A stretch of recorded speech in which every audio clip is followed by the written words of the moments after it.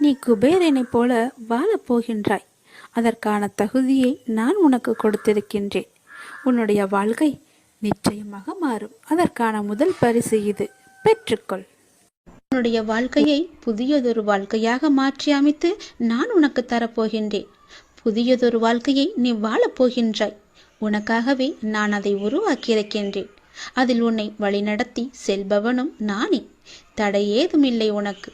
உன்னை வழிநடத்தி சென்று கொண்டிருப்பவன் நான் தான் என்பதை நம்பி முன்னேறி கொண்டே இரு.